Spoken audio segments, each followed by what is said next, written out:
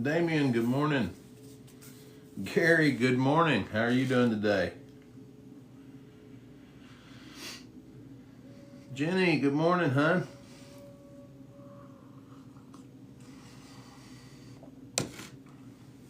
Mad Dog, you guys are showing up this morning.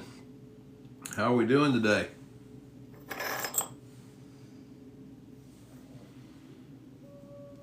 Terry, good morning. We're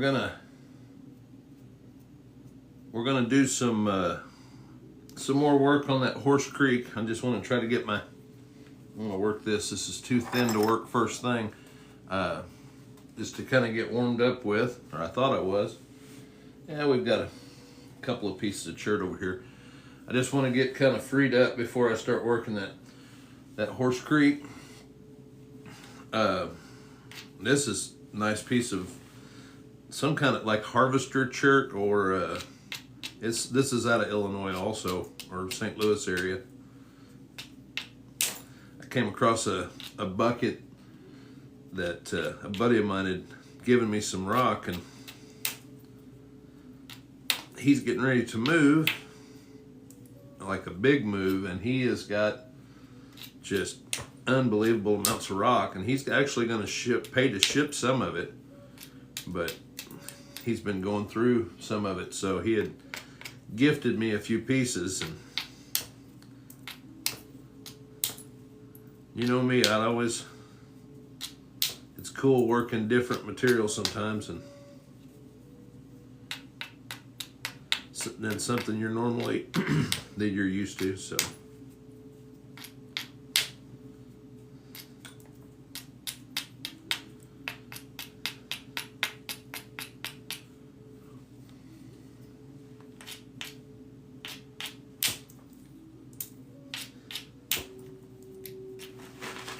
get over here a little bit better.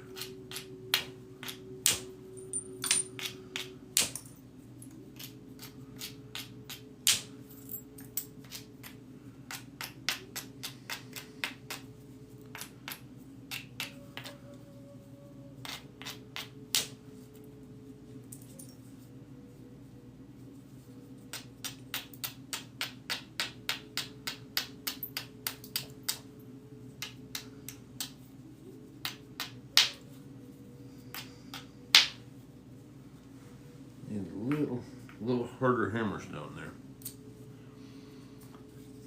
And I'm not going to work this for very long. Just wanted to get everything warmed up a little. It's going to work on this the second one that we started and got where we were bifacing. I'll just go ahead and get started on it. These hammerstones set up here. I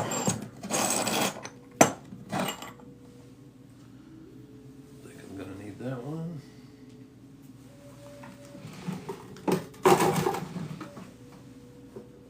All right.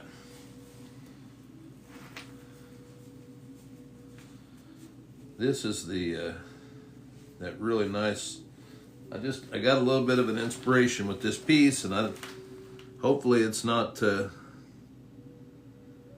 to bite me, but I'd like to try to make a fulsome out of this.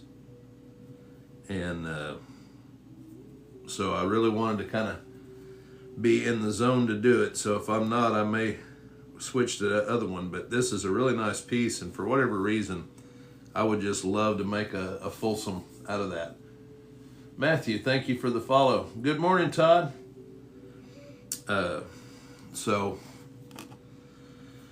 hopefully it'll work out, but if not, if I can't get the right contours for it, I'll make a Dalton. I'm not going to push it if I can't, get that out of it. But, I sure would love to make a fulsome out of it. I don't know how historically correct that would be. It's a little bit kind of out of the range that the Folsom people were in. I mean, where most of their artifacts Now their descendants would have been in that area, and you'll see a lot of the like the well, I think it went along with it, but the Cumberland is really, you know, a kind of a thick, chunkier version of a Folsom, and I think that it was just a kind of a morph of a lot of the technology, and they were just doing what they could with the material they had at hand. You know, I mean, you ask anybody out on the East Coast what tough rock is, and they've got a completely different answer than what I got when I say tough rock, you know? So if the peoples that were living there were having to utilize that material, the typologies would change, you know, as far as, you know, to fit the material that they had available. At least that's kind of my theory a little bit on kind of some of how typology and stuff happened. Tell you what, let's see if I can get some of these to thin out a little.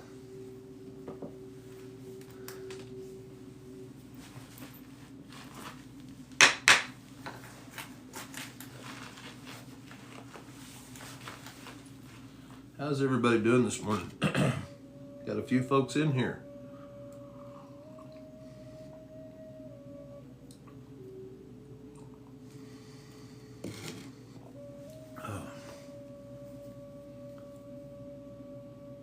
Jay, thank you. Yeah, this is beautiful piece. PUDP.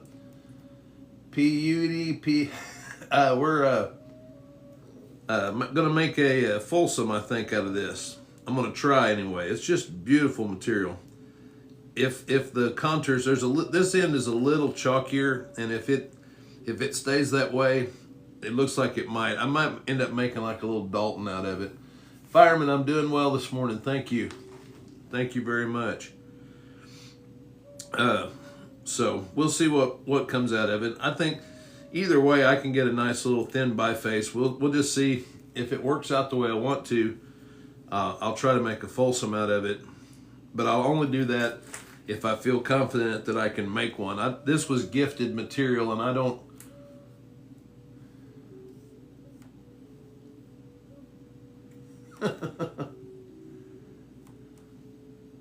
Gotcha. There. The name's so nice, you said it twice. Gotcha.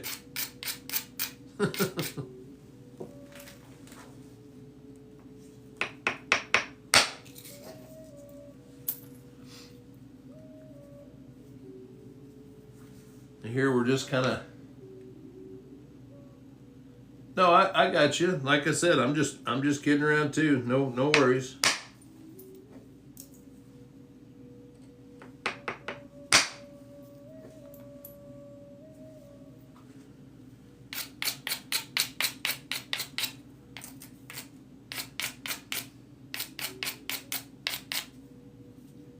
Now with these on a Folsom, especially the Daltons somewhat, but for me, I'm still, you know, I've been working on the Folsoms. That's my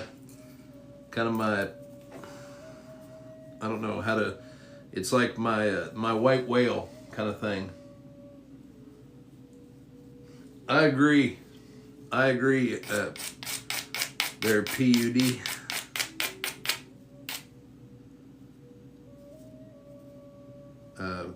Especially the Folsoms. I mean, the technology that goes into every aspect of how these points were made, it just, you know, these weren't just they weren't just an innovation in the deal. These points, you know, were just a continuation of the technology of the Clovis people, or their predecessors, you know, their ancestors. And this was such a finely tuned system. Obsidian is volcanic glass. It's usually associated in this country. We've got it like out on the West Coast. I think there's some down close to Mexico or Mexican border. There are a few other places that it happens naturally, but mainly in the upper Northwest and in California is where typically where it comes from. It's good material to work. I mean, and it's super sharp. In the areas up north, I mean, it's super plentiful. There's lava flows and glass flows up there.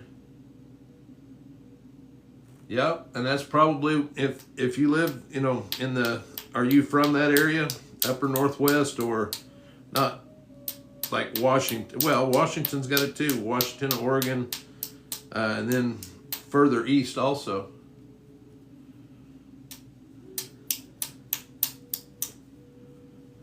But yeah, I mean, to me, the technology, this, to make a fulsome point, everything has to go just right. The contours have to be right. And you don't, I mean, they didn't have to flute all the way to the tip. There are examples that weren't. Oh, well, P, that's Caluminati. I don't make the daggers. I see some of the guys that do. There's Ed Mosier, and then there's a young guy that I met last year, I guess. Zalman Schultz makes them also. Right on, Don. Congratulations, man. Looking forward to seeing what you make with it.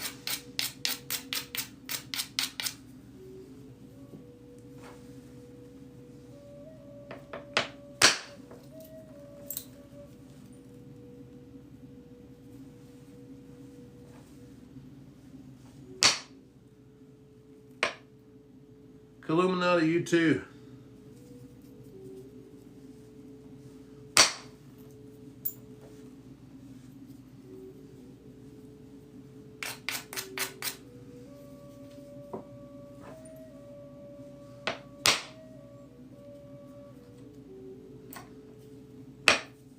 It's kind of a little crusty area here off the side that I'm trying to, you can see how see that kind of that sinewy edge that we get from the zigzagging.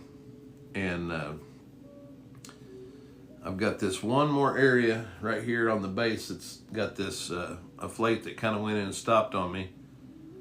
So I'm going to try to take some of it here and then set up a little platform and kind of go off to the side and get it. We've got a little bit of width to give right here, so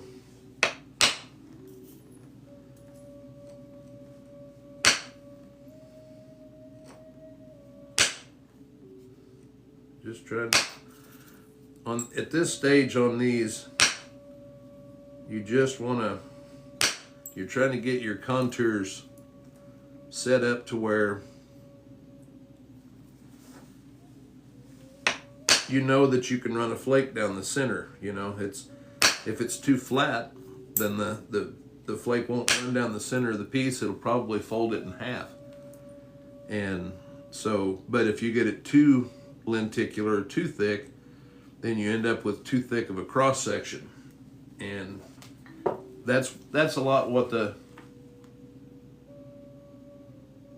yep. Then I guarantee you you're near a quarry of some kind there, PUD.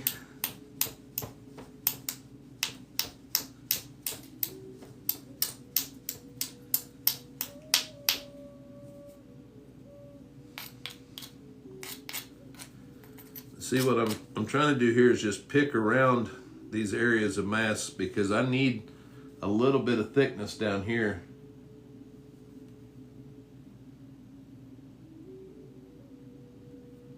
Awesome. Yeah, sounds like you're in a quarry / camp area there. Congratulations. That's awesome. You can learn so much, you know, even from the broken pieces. I've got, you know, casts of broken artifacts that I study because the contours, you can read the contours that are still on them, you know. So I can see, well, I didn't like that flake. I can see what they were doing at different stages. Oh, I'm still trying. I'm going right now. I'm down to 1 cup a day ish.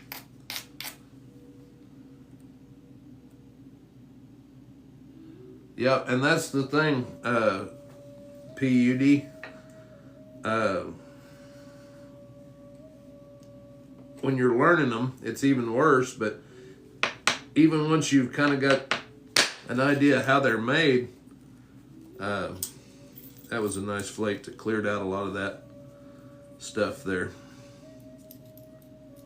See how much of that thickness that took off that tip. Really contoured it nice.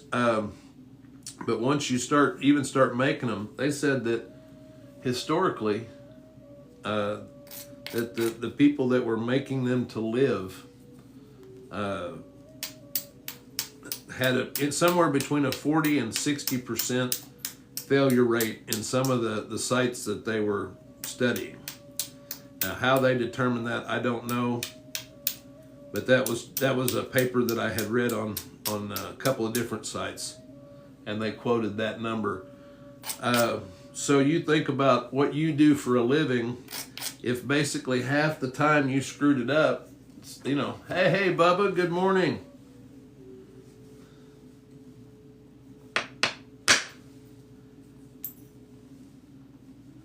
Good morning. I have a package that's going to be headed your way. I apologize for I had not shipped your point that you won, and it is going to be in the mail as soon as I get out of here today, and headed your direction.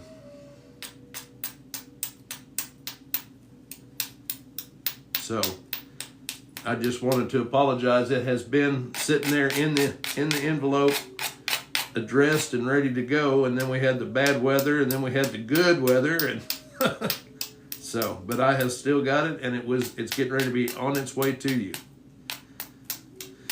And I realize that I still haven't picked a subscriber point for this month. You know where I live. So does everybody at FedEx, I guess, now, huh, Bubba? But so I'm going to, I will do that today too, and then I'll announce it on Monday, and then we'll do the drawing. But it'll be, I'll pick a nice point. It'll be a surprise for you guys. So Monday morning, if you wanna see what the subscriber, this February just ran by, man. I mean, just went through quick. But I will pick a nice point and send that out to one of my subscribers. And it's no need to be present to win. If you're subscribed, you're eligible.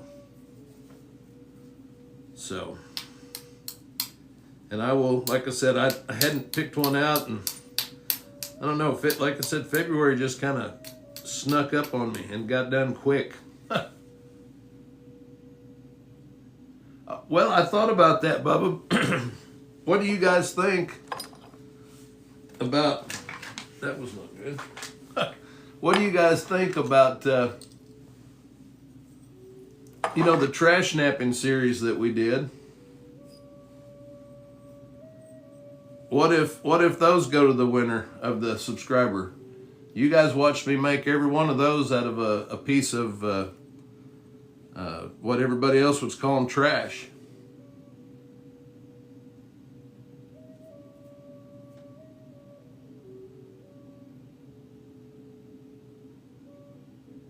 Yeah, I made these, PUD.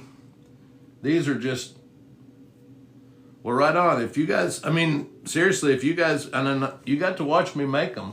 You know, this one was, we fluted both sides. You can see the flutes live on the morning show here. So, I tell you what, that's what we'll do. If that's, you guys, to me, I had them sitting over here. They're kind of almost. Yep, Life of Cade. That was. It's been a little bit of an issue. Even. Yeah, that. Well, Terry, that one is like a nice little Dalton. The flaking on it turned out really nice. I mean, you can see it's hard to even show it. It's so ribbony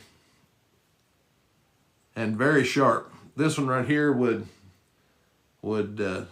take you. I mean, it's like a razor sharp, like those old Ginsu razor knives. PUD, you just the towards the end of it, you chip with like a smaller flake tool. This is a little piece of deer antler. Some of the really fine work that I do, I've got these really, this one's a little bit smaller too, pieces, and then I have been known on certain stuff, on super fine work, to even drop down to something that size right there to chip with. So, yeah, right on, Terry. What the material is the red one, the one that I was working here, this one. Well, thank you. I appreciate that, PUD. I've been working at it for a long time. This, if it's red one that you're talking about, is Horse Creek. Now, you're talking about this one here. This is more of an amber. Okay, yeah, that is that's out of the bottom of like a beer bottle, like a big 40-ounce. This came from about half of a bottom. We napped that one live. All three of those of the trash napping stuff, those were all made on live broadcast. So, well, it just takes practice. Pud. It's I've been doing this for. You can tell by the well, depends on. There's a lot of different factors, and I don't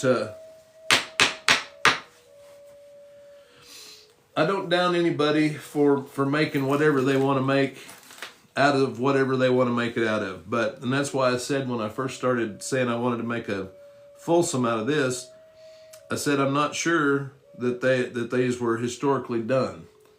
I like to try to make points that were from material and material in its state, not heat treated if it's, as the original points were made.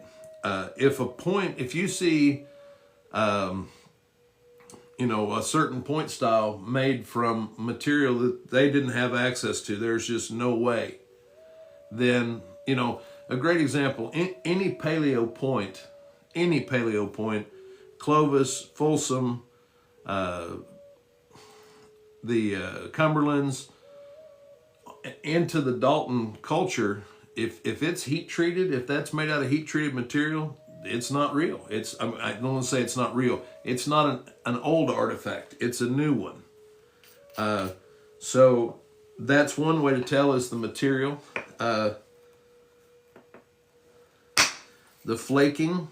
I've seen people make point styles that are not typically flaked the way that there's that, then you've got patina, which is the aging process, and to be able to in some cases, like these points have been untouched by human hands for thousands of years. You're not gonna you can just tell that age when you there's a feel to it. That was a really that's all that junk that I was trying to get off there. I didn't really explain through it very much, but I had set up this platform over here. I kind of said we were going to skirt along that, just the side of it, and that just took out most of that trash that we have. We got a little bit more right here. So, DJ, good morning.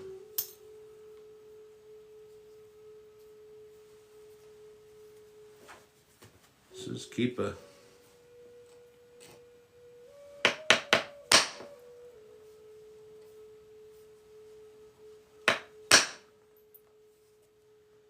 see, this is that chalky stuff that I was talking about right here that I don't want to try to drive a flake through, because it's tough, kind of chalky, and it doesn't break the same as the outside or the inside of the rock.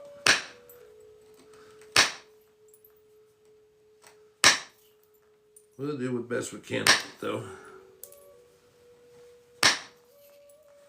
But you can just see what this reminds me of is on like Buffalo River material. These bands out here close to the edge are like that lesser quality stuff in the, I don't know if I have a piece of it handy, but it's the same formation. This is just some of the different minerals, but that outer spot out here where it's starting to get lighter and kind of crusty looking, it's just unfortunate that I'm going to have to try to set up a platform through that. But I think if we get the contours right, it might work. But it's pretty crusty. I may lose a little bit of length off of this just to get rid of that, possibly.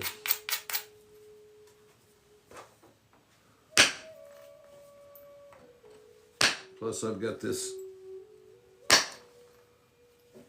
Yep, that'll work. That got rid of some of it anyway.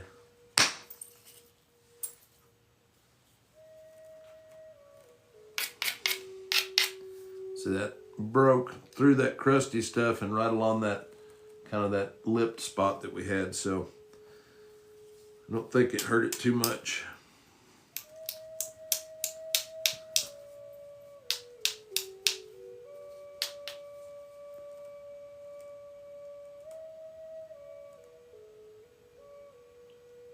Yes, I do. I did this one, Headley. Bubba, I don't know if I don't know if you heard. I'm in the process of uploading all these lives to YouTube. So if you can't stay in and you got to leave or whatever, they'll be available within a few days on YouTube.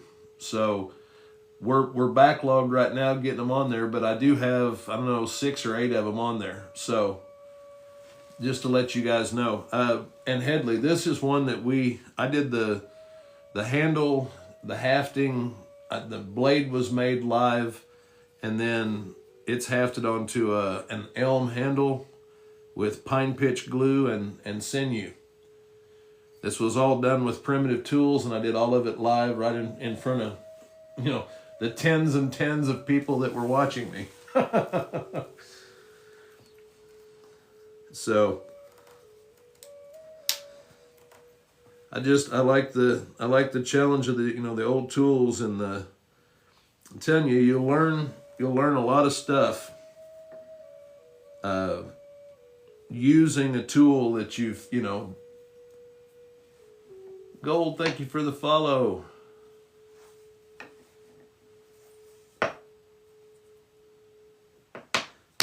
It's a lot of times it's like and I don't, certain people in the archaeological field, it's like I've said before, and I think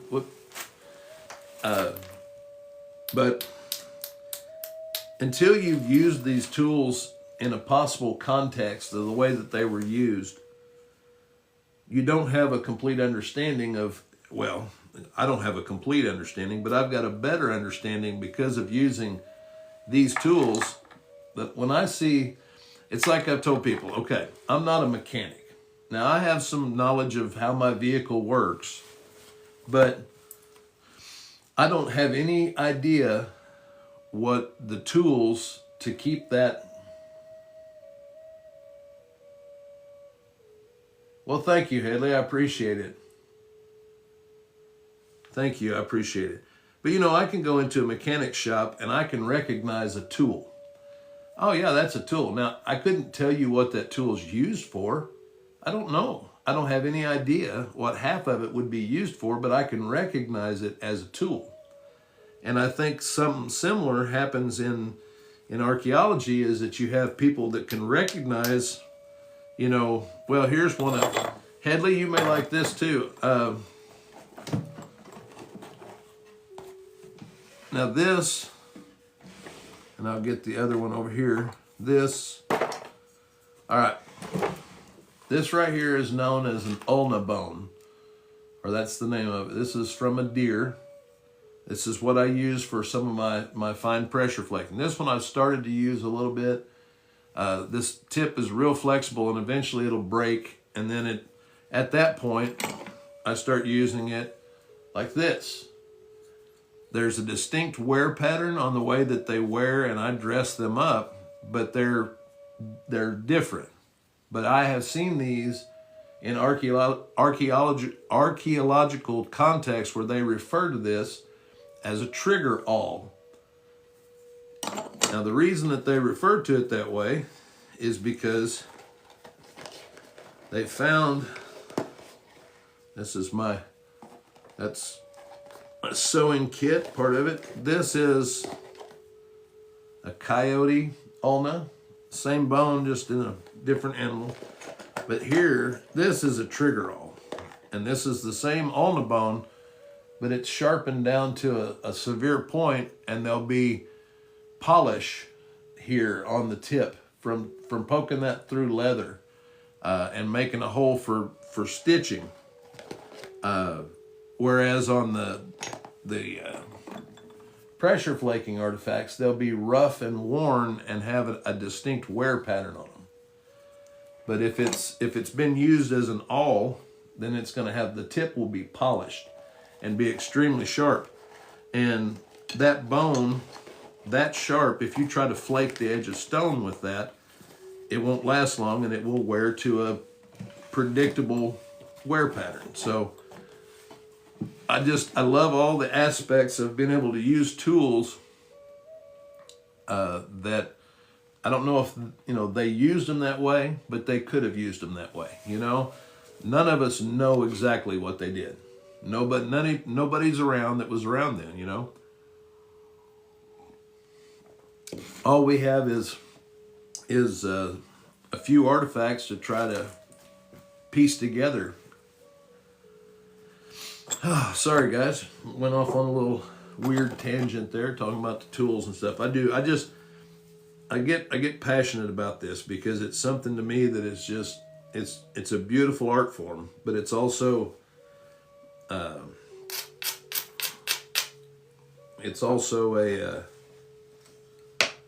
incredible story of evolution and innovation of tools. Yep, that's exactly right, Justin. You know, and it's, to me, you know, because I've had, you know, not really in here, and thank you guys so much for that. You know, but there are people out there, you know, you get the, oh, you think they did it that way, you blah, blah, blah.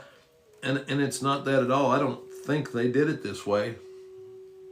DJ, thank you. I appreciate that. I do a lot of studying. I really do. You know, I have a YouTube PhD. No, I do though. I study. I watch lectures. Guys, if you enjoy learning about these cultures, just YouTube is probably one of the greatest resources for being. I've been able to watch professors lecture all over the country.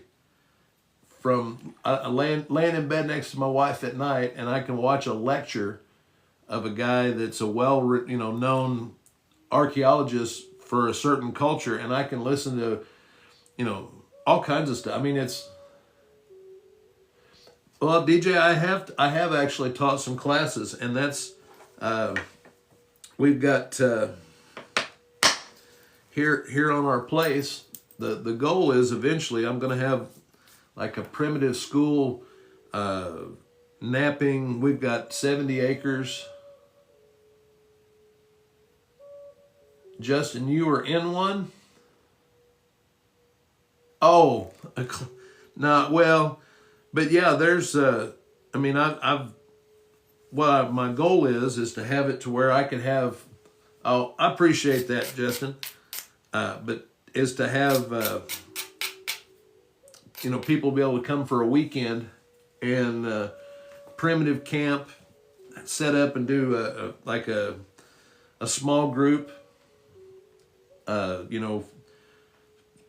4 to 6 people, something like that, no more than 8 or 10. I don't know, but small group. I want to be able to. I'm a very hands-on teacher, but I believe that I could teach people to do what I do, and save them a lot of time and pain in the butt, because it is difficult. But yes, I have taught a few classes. I've done demonstrations and all that. But my goal is eventually we want to have a setup here at the house to where I can have people come in, spend the weekend, do all kinds of primitive skills. I mean, I was throwing this yesterday. I'm still working on this, guys. This is a rabbit stick. I took the lashing that I had. It's dried now and the split stopped. But I've still got a little bit more to take off right here on the tip. But it's starting to get a pretty good hover to it. So I'm anxious to get it to where it's flying real well, and we're going to do a video on that one. And then on to the next weapon. And I think I'm going to try to make a set of bolas. Isn't that what they're called? Bolas.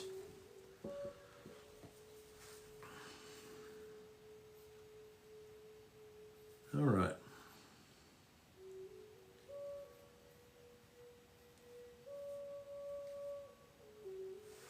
Yeah, to make this,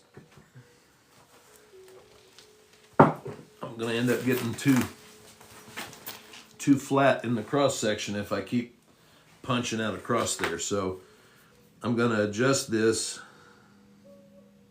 because we've got a really nice, the thickness is not bad right now. I've got a little bit right here that I need to get rid of. And I think I can set that up with pressure flakes. Now we're earlier stage, so I want a little bit heavier. There's a better one right there. I don't need a really fine, sharp point to do any of the early stage stuff with. This is just a blunted off. You can still see the chew marks on that thing. This is a shed that was picked up out of the woods. It probably spent a few months there. But it's got a really good texture for pressure flaking. You'll find some of the, oh, that's tough stuff. You'll find that some antlers, and I'm sure it has to do with the Brizzo, good morning. I'm sure it has to do with their diet and whatever else, but some antler just has a better, well, look at the flaking though on that. Well, you can't hardly see it. There we go. Right there in front of my thumbnail.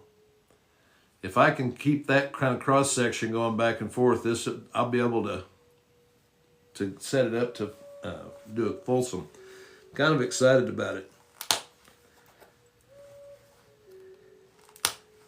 because I don't know that I've ever seen one made out of Horse Creek. Now, that's not to say that, because I was just saying earlier, I really do enjoy trying to do points. Yeah, I got a few more out of the material that they would have traditionally been made out of. So get it in camera here a little bit better.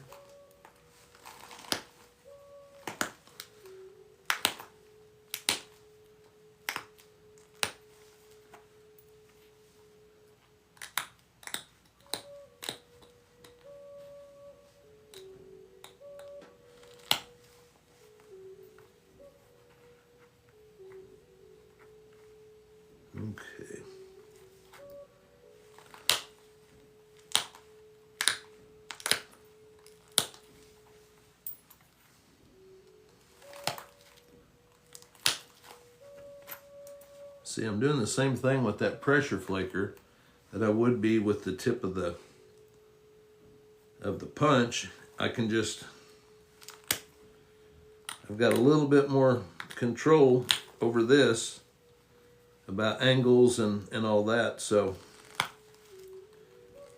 if I'm really trying to set a spot up,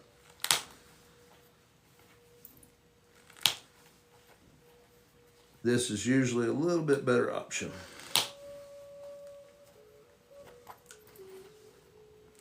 But this material is tough. Especially this, that kind of grainy stuff. See, you can see that it's almost got like a grain toughness to it. And it's just right in there. So I think what I'm going to end up doing, well, I'll see how it works out, but I'm thinking that might have just become the tip of the piece there. Bill, good morning. But we'll see, because I may lose some of it right here. And this area, I really think I can, it's nice, clean material. It should make a really pretty piece. So.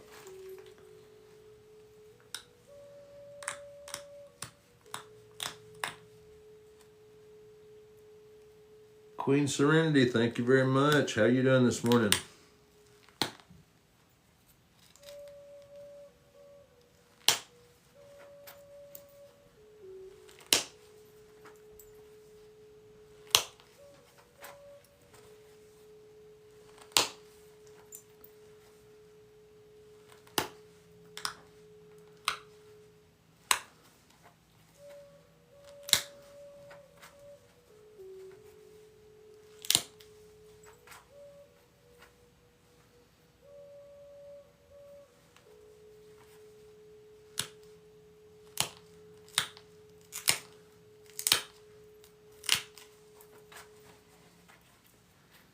Bill, thank you for sharing the live. I appreciate it. All right, I set up a couple of little spots here that I feel like I can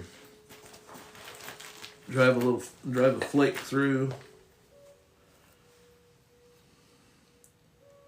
and adjust I'm just little by little, I'm just adjusting the contours on this. I don't want to do anything real drastic, especially right in this area. I've got a little bit of you can see that kind of a flat or low spot right there. So I don't want to remove anything from there if possible. And I'm going to blend this back here in and remove from the other side. But try to get this as thin and lens shaped as we can get it. This way. So that I've got the convexity for that flute to run, because we're still planning on trying to. This right here, DJ, this is folded leather, and then that's just a piece of I don't know if this is, I think this is moose hide, leather tan moose hide, and that's what this is just I don't know, it's probably cowhide. I got it at a nap in. I should have bought 5 of them. But this guy was selling these for like $25 a.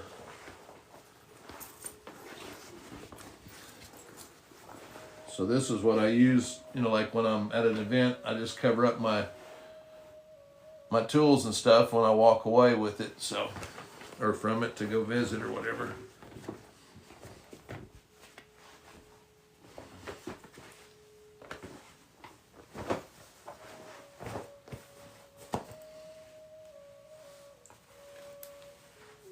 Wow, what was wow for, Justin?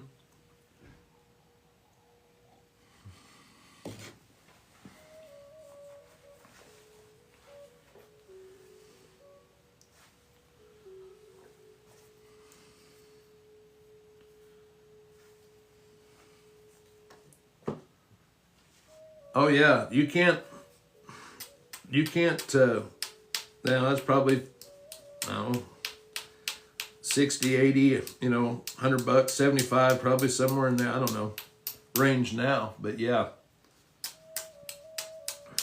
But I've got my first leather pad that I ever made for my leg when I first started napping.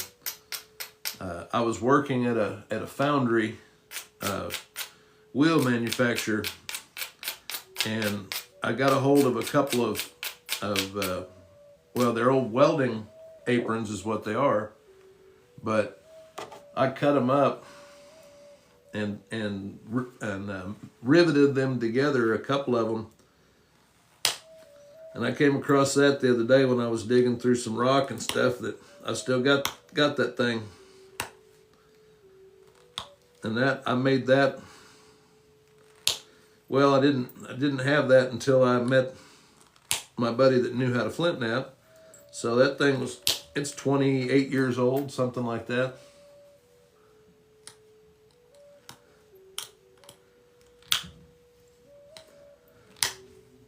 But I used to nap on my leg a lot, you know, with the tool, and it had worn through. I don't hit so much onto my leg anymore. This is more for padding and protection than it is, you know, to nap up against. Every once in a while I'll use my leg and like this, but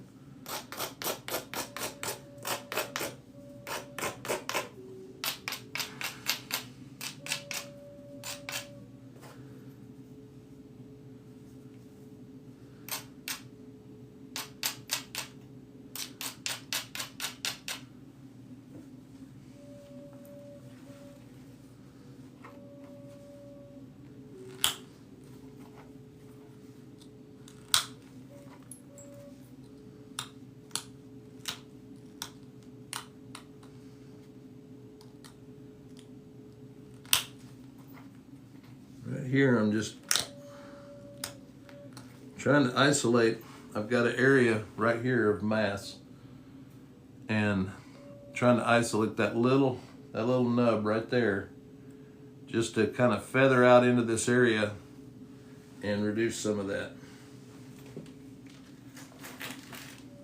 because that contour's got to be, you can kind of see it from this angle. I had a flake from this direction, and then there's like a little low spot, and I'm going to run right along that ridge and try to take some of that, because this is that side where the crustier material's at. So I'm going to try to get as much of this behind it as I can, so I won't have to try to take as much off of these.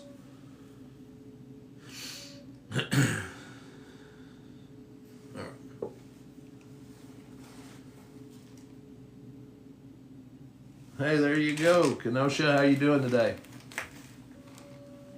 Jacoby, I am going to try for a Folsom if the contours hold up. See how that trailed right along the edge of that? But yeah, if it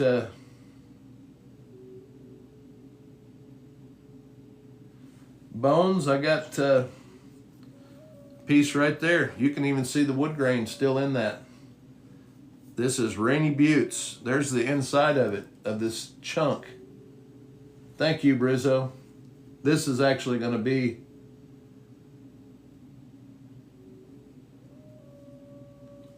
just got a message on there live from, or my son sent me a text. But this has still got, you can literally feel the wood grain in that. But that's Rainy Buttes. And here's another piece that's got some quartz running through it, but this is also Rainy Buttes. There's some of the bark. You can see the difference in the texture. The rest of that I had flaked off, but that's a little piece of what was left. But Jacoby, if everything works out, I'm gonna try to make a Folsom out of this. I don't know that historically, I've never seen one made out of it, so, you know, I guess it's more just playtime.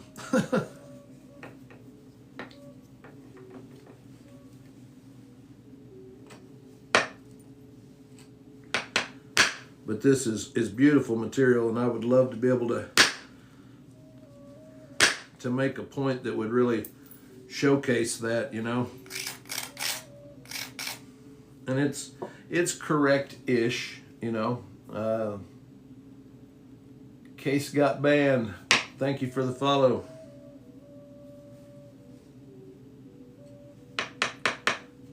You know, this is not completely out of the realm of possibilities. It's this is raw, unheated Horse Creek Church, and it's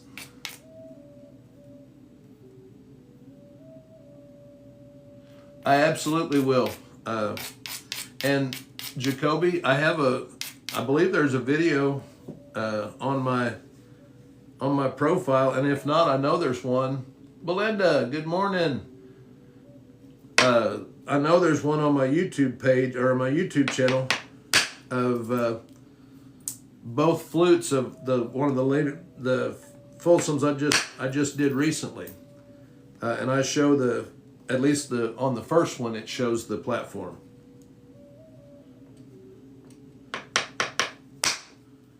But yeah, I show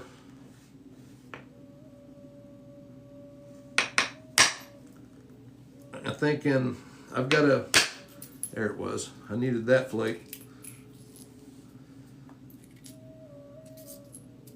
Right there. Blake, good morning. Awesome, Jacoby. We're working on, that was the text I got from my son.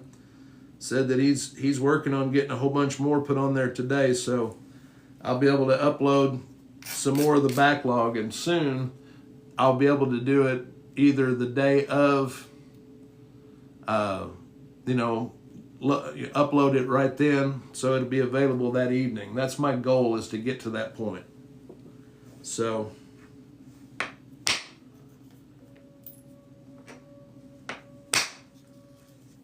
oh yeah, there we go. See, this is that crusty spot. Fart boy, thank you for the follow. Glad you blew on in here.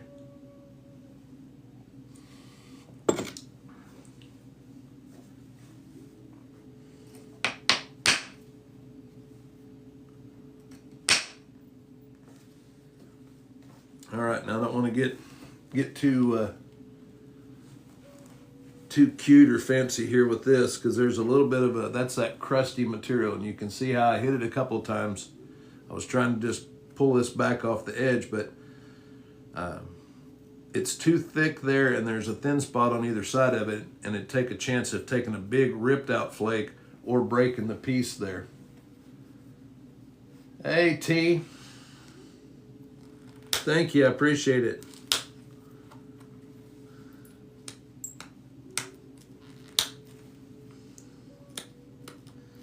But now, guys, I was thinking on Monday, and it depends. I don't know if we may be close to doing the first flute. We'll get close to on this one if I'll shut up. Bill, when I start off, that's why I used to just start making, you know, just trying to biface something, just make it into a thin biface. But the more I started studying and realized that, you know, not all these pieces had the same contours. So I try to start off with the intent to make the point style that, you know, if I say I'm going to try to make a Dalton, then everything I'm doing is working towards making a Dalton, the contours and everything else.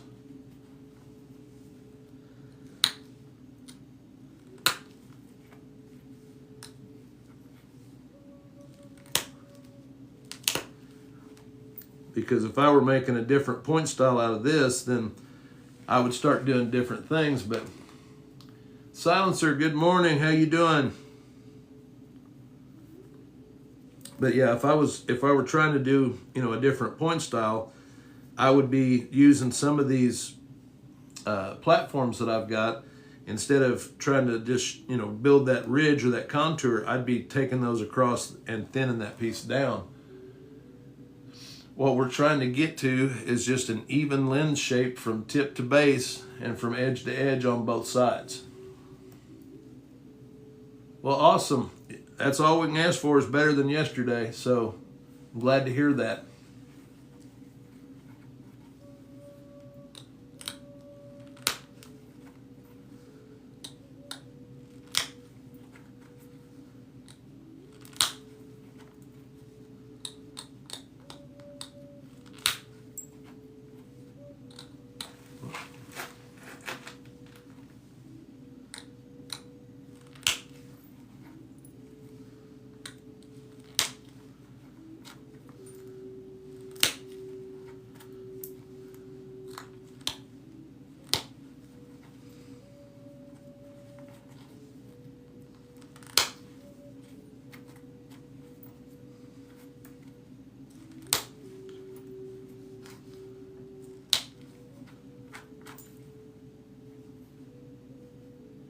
All right, that was beneficial there. Got a little bit of a spot. Yeah, that worked out pretty well. You can see how we've got a fairly even edge. And what we're going to start doing is, you see these areas of mass. If we get that, once we get that straight edge line like that, you can really see the areas where you need to take off material from. So NGC, thank you for the follow. I appreciate it. So this side, you can see there's a little bit of like an overhang, or like see how that's kind of scooped out? So we're going to chip into that to start building a contour towards that middle. And then we've got mass here to take out. So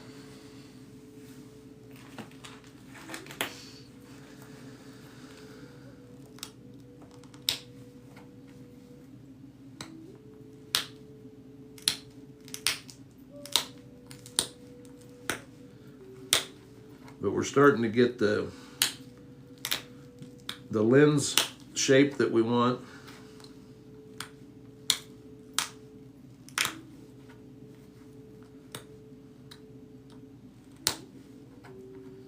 Now that flake stepped a little. Just trying to kind of pull this edge down now.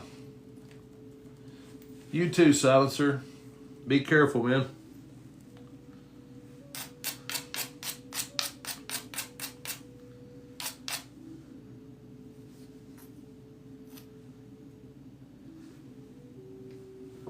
All right. Now this one, I think I am going to use the punch because it's a little bit heavier flake. I need it to taper out just a little bit more. Yeah. See, that just really isolated this area here, and that's the last of that major crusty stuff. So I'm going to have pretty built up platforms to make sure that it doesn't crush, because at this point that's where the tip is going to be. And if I get a big chunk out here in the middle, good morning, Bent Creek, how you doing today? If I get a bad spot out there in the center now, it's got a good chance of staying there until the finished point. So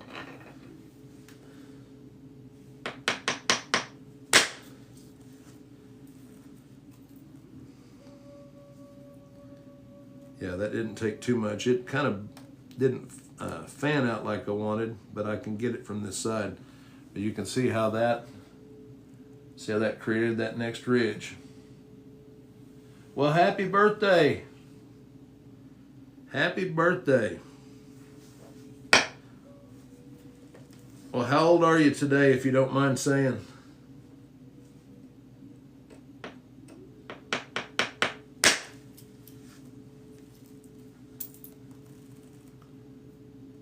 $47. Awesome.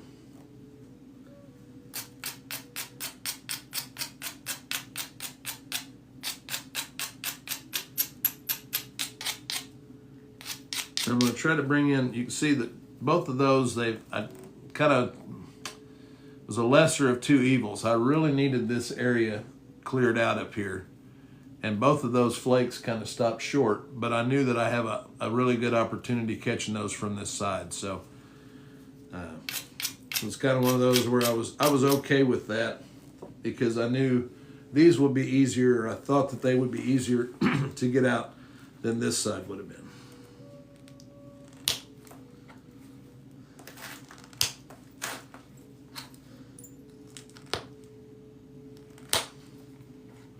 So now I'm just gonna take some nice deep flakes here.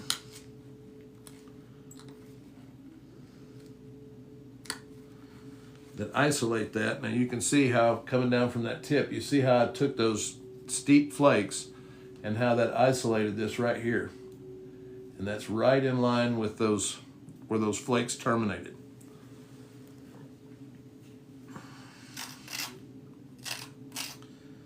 There's a couple of little platforms on here, and that's what I want to take it in just small flakes. I'm not trying to drive a big, huge flake off here, because that would mess up my contour on the front. I'm just trying to remove this mass right here.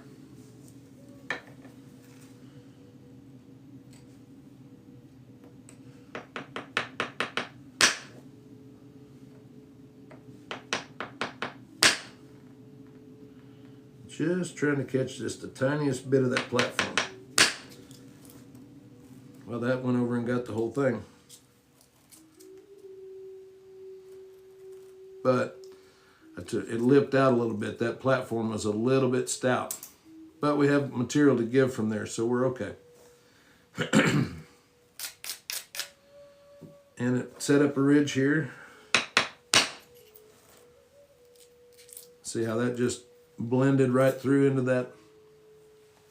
All right, I got to drag the puzzle piece. Bear with me, guys.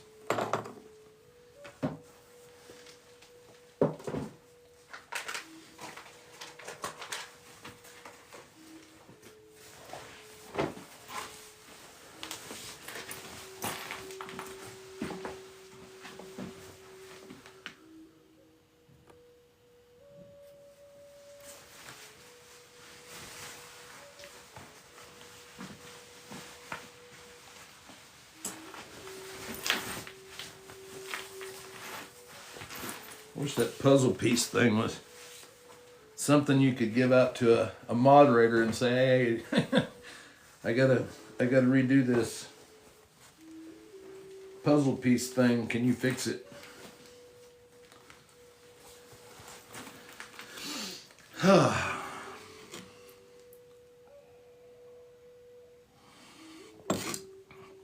See, that's the thing for me, is that I kind of get set in. You get in a rhythm, or in a, where you're seated and you're comfortable, and then you kind of have to get, that's why a lot of times when people ask about, all right, Todd, well, like I said, seeking always, I have not that I'm aware of, you know, I usually check for sediments down there. But Todd, if you'll check, I should have like up-to-date of these lives on my YouTube channel here before long. That's what we're working towards. We got a backlog right now. Everything from February I'm trying to get uploaded, but starting, you know, soon I'll be able to have it up that afternoon or the next day. So for those of you that can't hang around all the time for it. All right. Right on, Terry. Well, I've been working that one piece that I wanted to make a fulsome out of, and it's, at least at this point, it's still going that direction. So we're gonna keep working it with the intent of making a fulsome.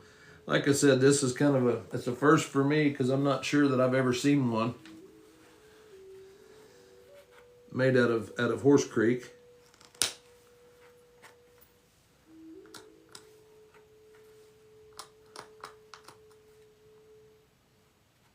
Long way from the triangle, yep. But, you know, I mean, the people from this, I mean, you've got the Cumberlands, and from that, you know, then the Beaver Lakes and the Quads, those are Dalton-ish cultures that developed from that kind of stuff. So, there we go.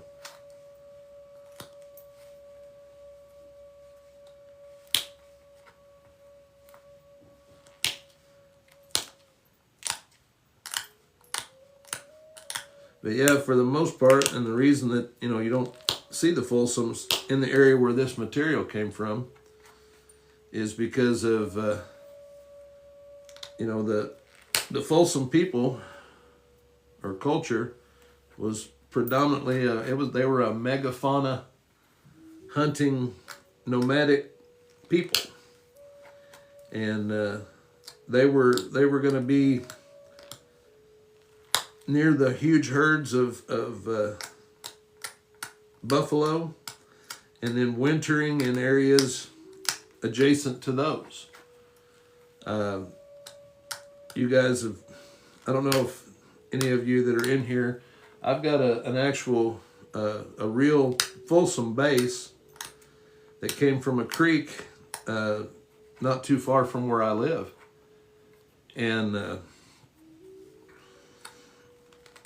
this area near where I live is, well, eventually this is a heavy Dalton presence here, but we're just into the foothills off the plains in like Oklahoma, and then a little north of here into Missouri, it flattens out a little bit. So we were kind of, this area is almost like it's the first little foothills and cover from the weather off of the plains.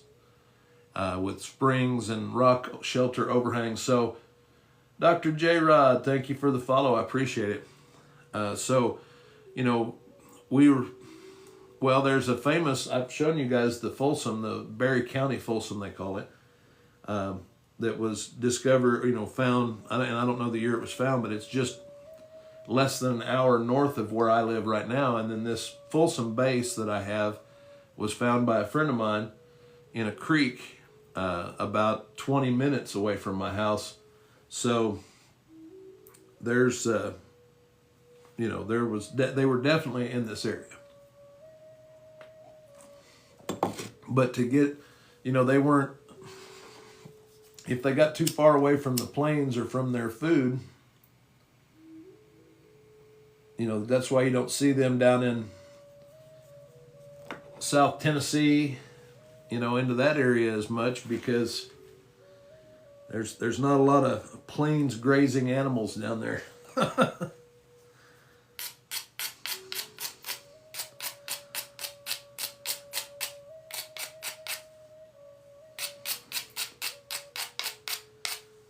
Man, this rock is working so nice. For this being a tough stone, it really is. It's fairly consistent, and I like that. I like the toughness of it because of the, you know, I can manipulate it in ways that more brittle rock you can't. So that's why I'm hoping that if I can get everything set right to make a Folsom out of this, it would be pretty awesome. Not historically correct, but El Paso, I couldn't, I mean, trying to think geographically where you're at there. I mean, where I don't know Texas all that well, but if you're, there's so many, golly. I tell you what to do, Bill, if you're wanting to know about the point types, is get you one of these. This is the official Overstreet's Indian Arrowheads Identification and Price Guide. Now, I don't care about the price guide, but what we could do is, you're saying El Paso, Texas. That's going to be in the southern central section. So you're going to have Montel's. This will show you everything. Midlands, like Midland, Texas, Midlands, Mineral Springs. There's just a whole bunch of these that are possible for you to have in your area, and it'll tell you some of the material they were made from. These are, unless they're otherwise stated on the picture, these are all actual size photos that they use, which I like also. But there's a bunch of, I mean, it'll tell you, and this is, he's passed now, so this was kind of a special one to me. I got this one up at the Native American Museum in Bentonville, Arkansas. And at the time, this gentleman right here, Matt Rowe, was the curator for that museum and the typologist. And he did all the typology. It says, point typology by Matt Rowe. So Matt was a tremendous source of information. And that's, he did typology for that entire book, and that encompasses, pretty much all of the United States. So Matt was an incredible individual.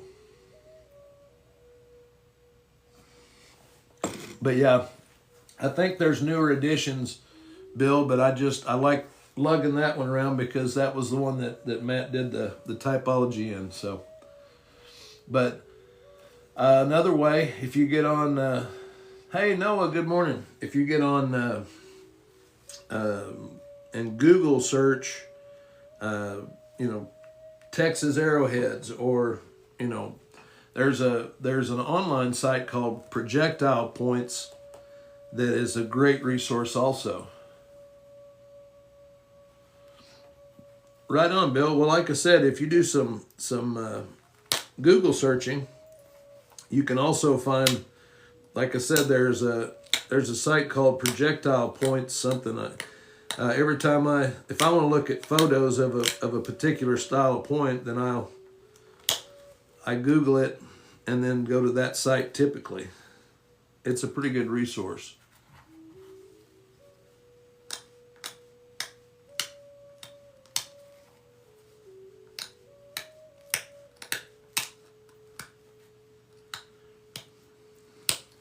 That's the only thing, guys, about making one of these on camera is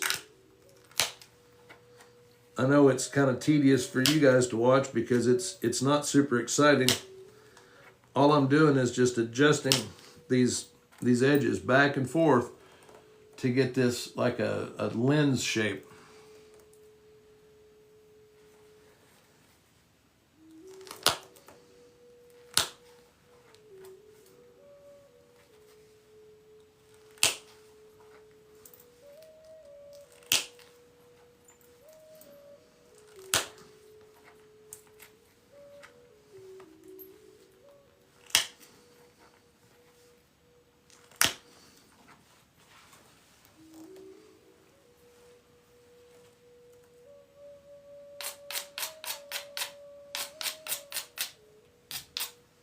And see that pass there. And what I did, again, you see how I came down from the tip here. I need to clean that little spot up, and I've isolated this mass here.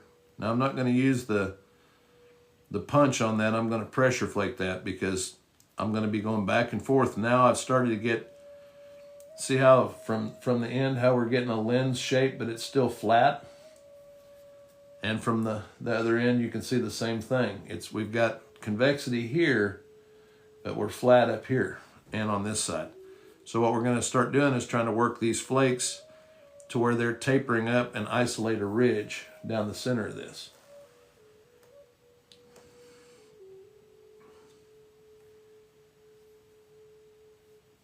That is the goal with it anyway.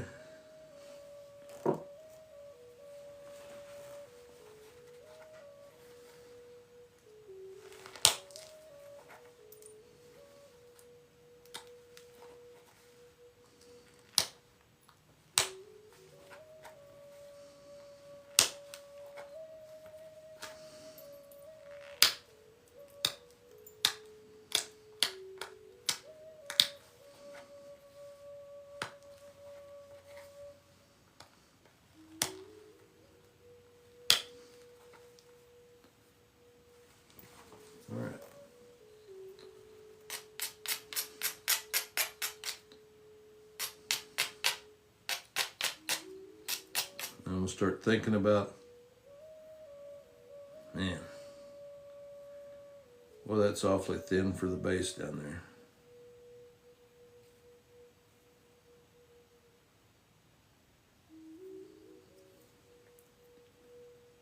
there. We're still going to try it.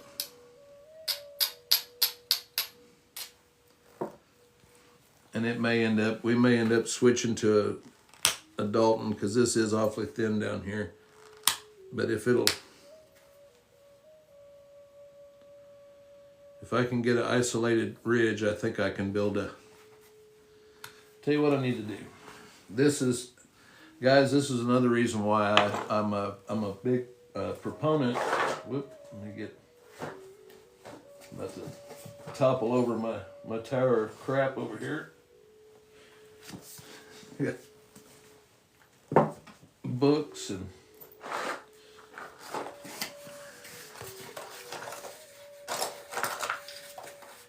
these right here have been three of the best investments as far as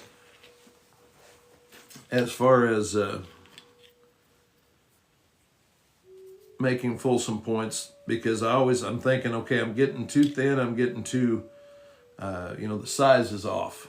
But these help remind me, this is first stage. This is before a flute was taken off that piece.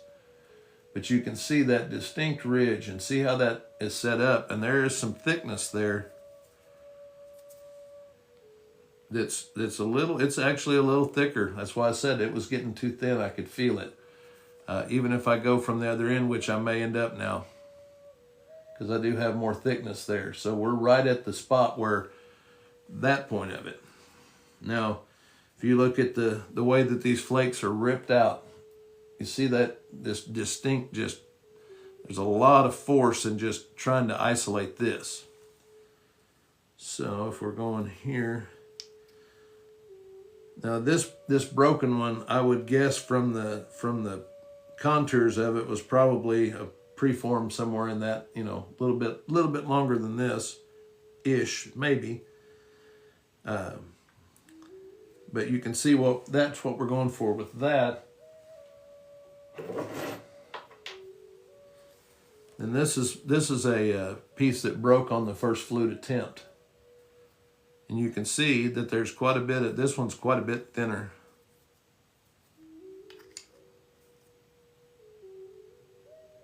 So anyway, those kind of give me a size reference and help me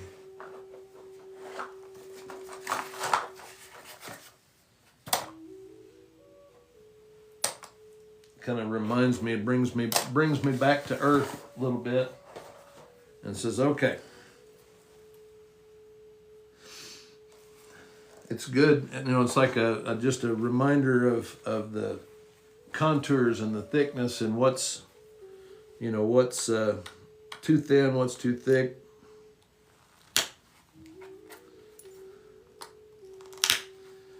Because I have before, I freaked out and, oh my gosh, this thing's too small, it's tiny. And thank you, Jacoby. Well, those are casts that I got from Lithic Casting Labs. Those are casts of actual artifacts that were recovered on a site.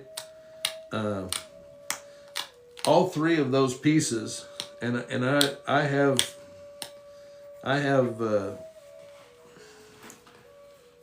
my theory on it is I think the same person made all three of those.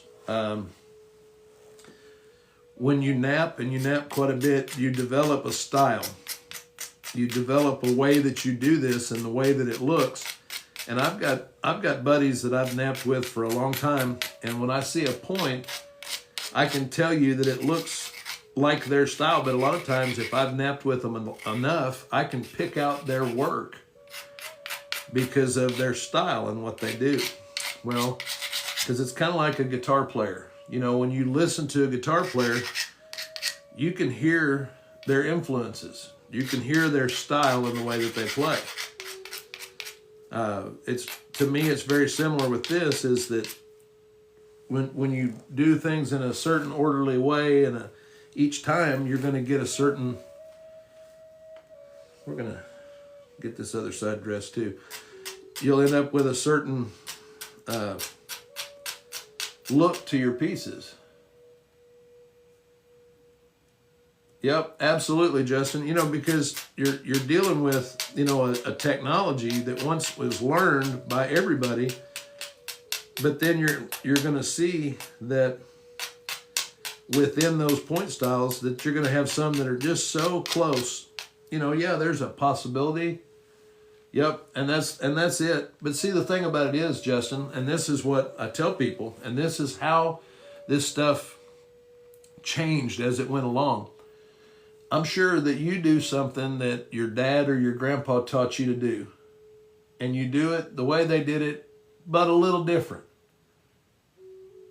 Now, if you made something out of a certain, you know, say they were teaching you woodworking and you were working with this particular type of wood when you were a kid, and all of a sudden now that wood's no longer available, but this wood's available. You know, then, but it doesn't work quite the same way. So you have to alter what you were taught depending on the material that you're working. You know, you look at, you know, obviously like on some of the, you get out on the East Coast where you're dealing with a lot of rhyolites and a lot of, oh, you know Roy? Damien? Do we know each other? Because that's awesome. Yeah, I've known Roy for a while. I've actually picked his brain quite a bit on trying to get the flaking and the profiles right on this. I think it was last year at Bodart or year before. But yeah, I didn't know that he had the same or had that theory. That's awesome. Roy is a fantastic resource of material or of information. Yeah, that's it. Well, Damien, I mean, if you don't mind me asking, where are you from?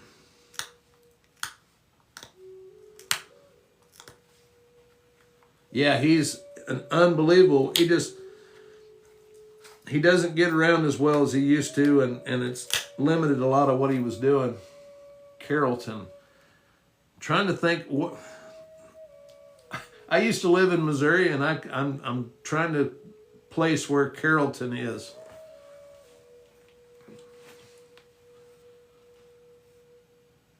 Hey, somebody sent me a goat. Mike, thank you. East of KC. So you're about 3.5, 4 hours north of me.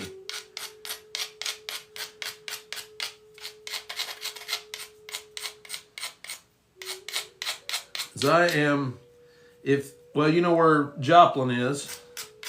I'm about an hour, well, depending on, but just about an hour south and slightly east of Joplin.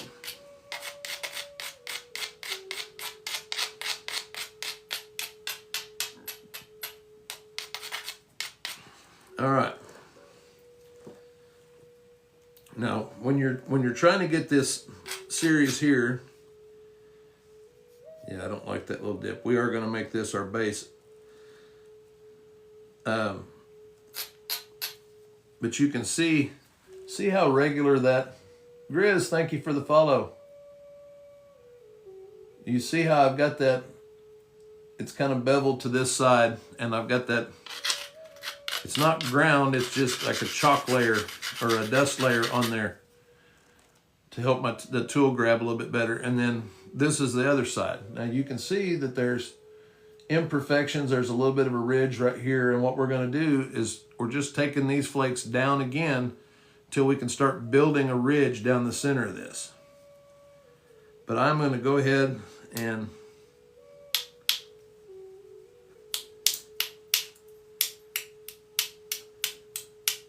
turn this just a little and start setting,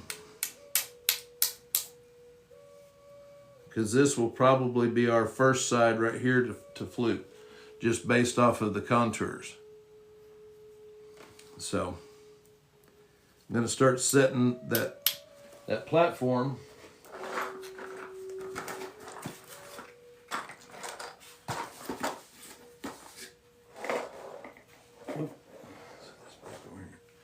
Similar to this right here. Now you see how beveled and turned that is? And it's just slightly inset. It's just inside of those tips. But it's a fairly steep bevel with a little spur that's in line with that ridge, and that's what we're looking for. So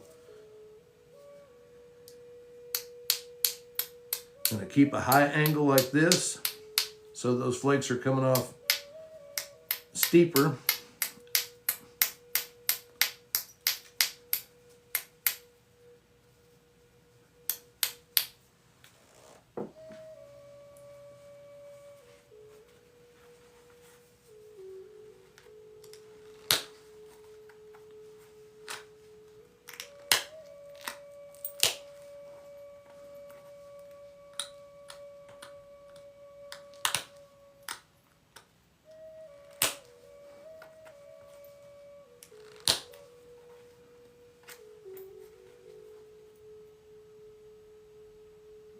I haven't, Terry. Well, I tried to do a Clovis out of some of that rougher, some of that mid-grade stuff, and it broke on me. But I have not tried to do any kind of a long flute on this stuff. But we're getting close to that feel of it. Now you see how I'm building that little spur out there off the end of that. And after this next series, this channel or this ridge will be a little bit more isolated. That's the goal. Sometimes it takes multiple passes, and that's the thing about these is there's so much pressure work and angles and all of that kind of stuff that it's got to be just so if you expect to have a successful flute, especially both sides. So, and like I said, I'm usually really careful. I can try, Roland. It's hard to, even on the camera, I can say not this angle, but what I'm trying to do, and you'll see me when I tap the top of that punch, and I'm adjusting that angle. So to try to explain to you the exact angle, it's really difficult. All I can say is I can feel that force hitting the tip of that platform, and it's knocking into that bone plate, or that bone that I have for this little piece of antler here, because I set that tip up against that, and then as I tap that, I can feel that vibration coming through there. Bennett, how you doing? Yeah, they're no Fuchs. I can always use material to work. I'm not gonna say no to any material, but I just don't want to. I don't want anybody to get upset if they send me material. That's one thing about if you've got good material and you want to watch me work it, that's fine. But I don't want anybody going through the expense and all of that of sending that stuff. If it's not workable material, I'd hate to have you go through the time and expense of doing that and then it not be, usable. So if you're familiar with napping and you'd like to send some, sure, that's fine with me. I'm not gonna argue it. I've got. Let me see here.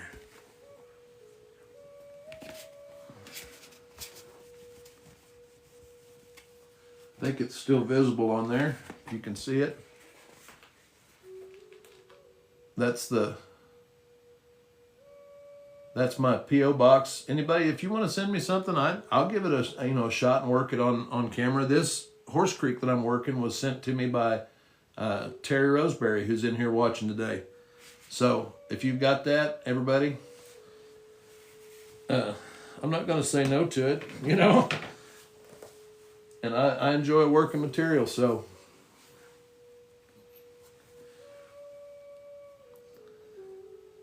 All right.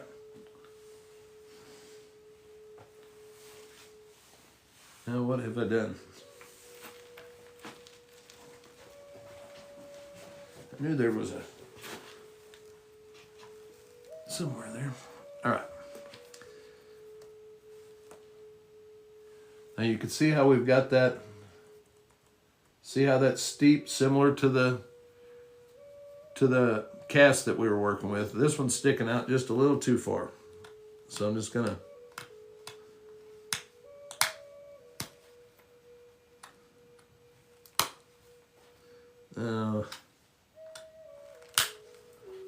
there we go.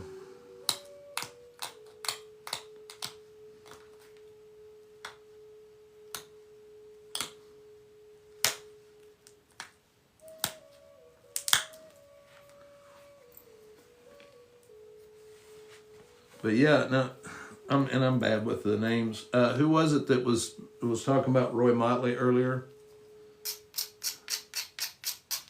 Because Roy is one of my mentors.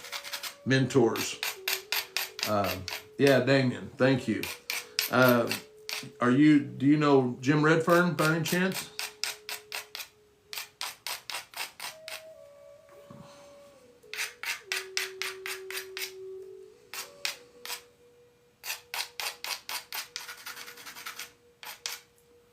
You don't? Yeah, Jim is one of, Roy was one of his mentors when he started off. I've got, and I've said it a few times, I need to get it all set up to where I can watch it, but I actually have video footage of Roy when he was in his prime napping, so I'm excited about being able to watch those guys. I've got some really cool archival type footage that a friend of mine took. He was, he's the guy that at the nap ins, he had the, yep. Yeah, that's the thing, when you can find somebody that you can sit with, especially somebody like Roy with the knowledge that he's got. I'm sorry that you didn't get the opportunity to do that, because he is. I sat with him a couple of years at Bodark. Well, awesome, Damien. Well, I'm on here Monday through Friday right now. Now, when the weather gets nicer, I'm going to probably adjust this a little bit and not be on here either during the morning or maybe do it later in the evening. I don't know, but once the weather starts getting nice, I'm going to be outside quite a bit more, hopefully. But absolutely, if you've got questions or anything like that, just let me know, and I'll help all I can. There's several good nappers on here that are willing to share information and that kind of stuff. So are you using like the stone and bone tools? Are you using copper tools? Give me an idea of what you're...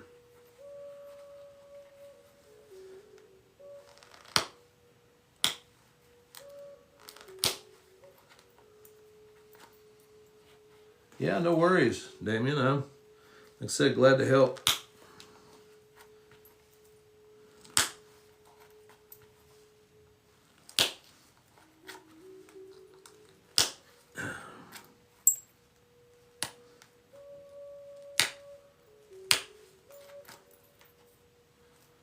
Right on. Yeah, I actually started with kind of a mixture of antler, and I didn't really ever work much with hammerstones until about 10 years ago. I started really, well, I tell you, everybody, I watched a Marty Reuter video on YouTube, flint napping tips, and I was just like, yep, that's how I nap.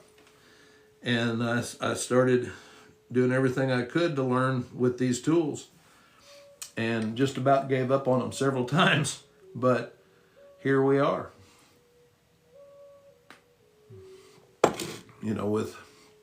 a lot of, you know, Marty, I mean, being able to see him work.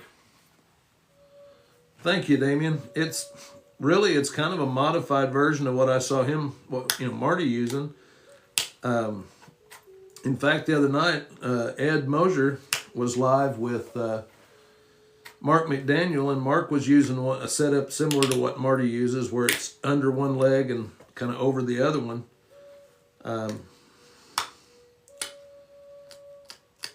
So, but this just works for me. That was a good flake there. I needed that one.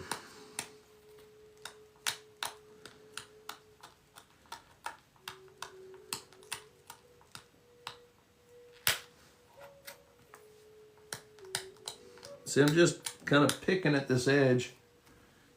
I'm not really grinding, but you can hear it kind of pick, pick, pick, and then it'll grab. And when it grabs, you know, you're weakening the edge till you can apply force, and it takes off these nice. You see how clean that whole edge is, where all those flakes came off with. Well, that one's got a little bit of a spot in it, but they came off nice and uniform. What that does is that each set of those sets up the next series of flakes. And the more ordered you can make those flakes, the better your contours are. So you can see after this set of flakes over here, you see how now we've got a heavier lens shape, but over here it's still flat, fairly flat down this edge. So we're going to take a series of flakes off this side now, then set it up and go back and forth until we get to a point where we've got a ridge that's set up really well right down the center of this piece. And that's when we'll set it up to do the flute. But right now, I'm just trying to build contours that are gonna work to make that flute go travel farther.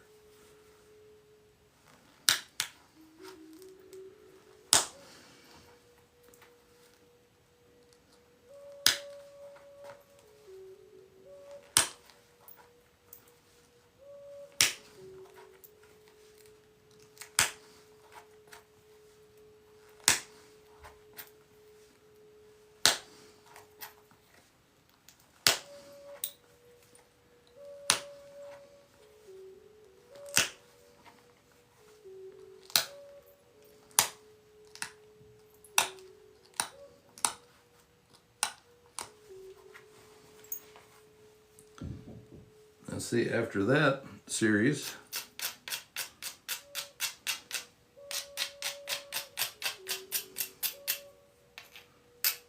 get this tip.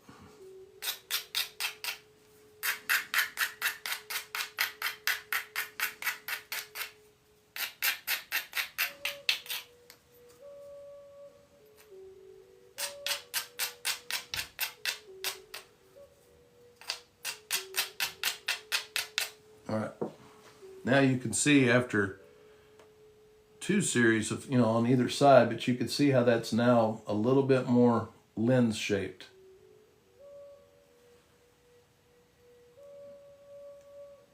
I've got a couple of flakes right here that I'm going to take that are, like I said, this is where like it's puzzle piece time. I'm trying to set up every single, you know, I'm trying to make it as smooth and lens shaped as I can. And that's the cleanest way to get that energy to travel.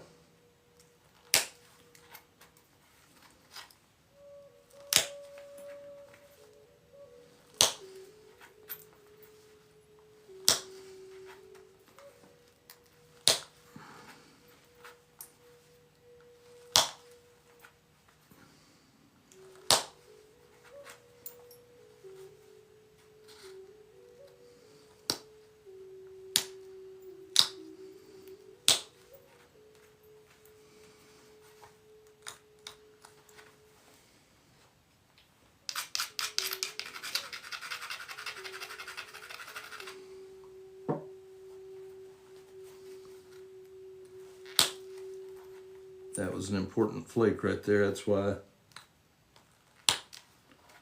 I wanted to make sure that it was, you see how that series there and how it kind of domed up on that.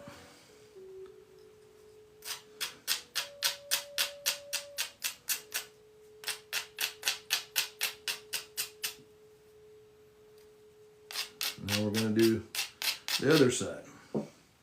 But I am going to switch to a little bit sharper, see if I can get a little bit more distinct pop out, you know, a little harder.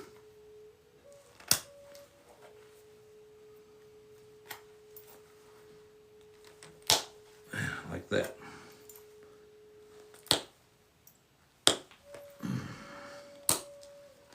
But not like that. There it went.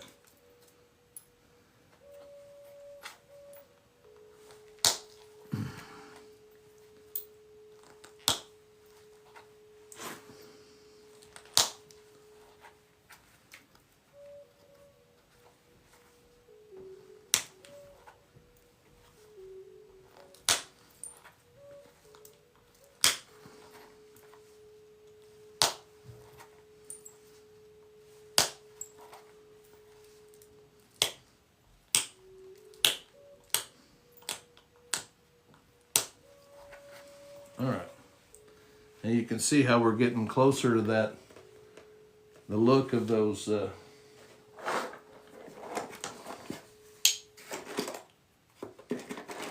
first couple of stages of this.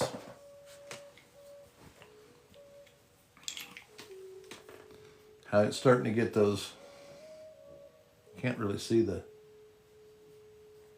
trying to show you that flake pattern and the scarf pattern. But it's really similar to how this is starting to set up. And you can see the remnants of it, but you're seeing the profile. We're getting closer. This is going to be a little bit smaller. Most of the Folsoms, a lot of them were smaller pieces. The average is just right around 2 inches. Even on some of the completely brand new, unsharpened, unused ones, we're not much bigger than that. Now, obviously, there are some in that type that are larger, but the average is right around 2 inches long.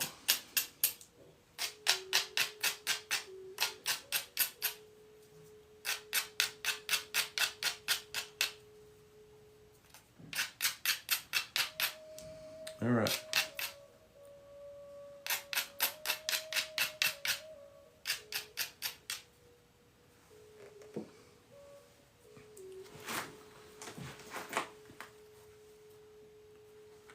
Now this side we're going to do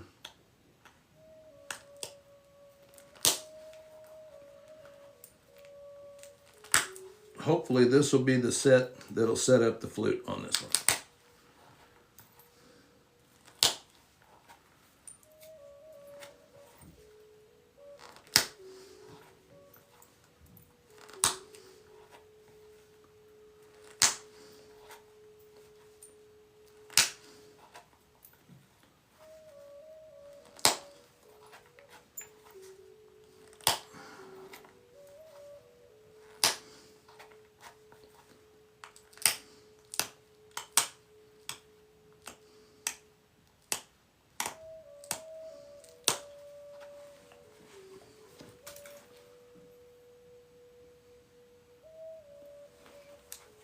Pretty close.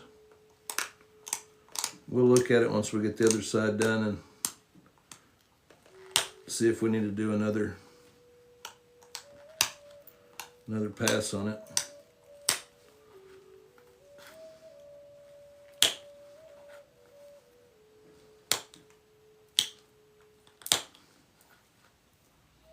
But you can see how it's starting to really accentuate. This is the set that I just did right here. You see how much more drastic that is than this side. So what we're ending up with is that really defined channel, or what will be a channel. It's a defined ridge down the center.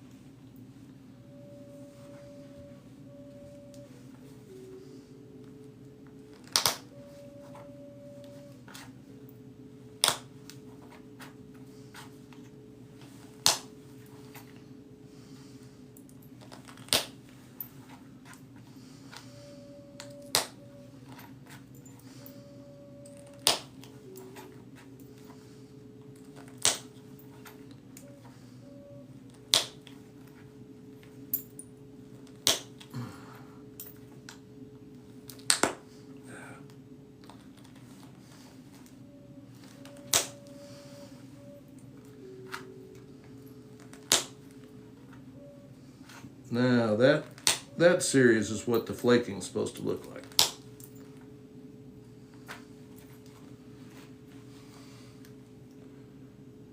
Whoop. You see that? How that's just, that ripped out. That's what I'm saying. When you do that and you know you're doing something very similar to what they were doing. You see that style of flake. It's a hard rip down pressure flake. I'm not trying to push them in. I'm just trying to go right up to the edge of that. You see how that's, you know, it's really making that ridge stand out. Now mine's not quite, but you see almost like a hollow ground look to it. How those flakes are scooped. Same on this one. You know, you can look at those edges and those are almost identical. Except for this, the cast has been cleaned up prior to the attempt on the flute, which I'll do the same on here. You can see how they kind of picked this back to take off these deltas, and that's what I'm getting ready to do next.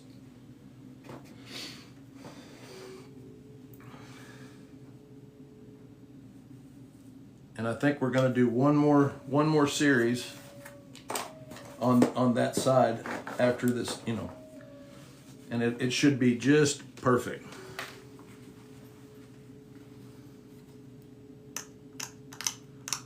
So I'm going to go in. These are those little flakes you saw off those deltas off that cast. All I'm doing is just evening this edge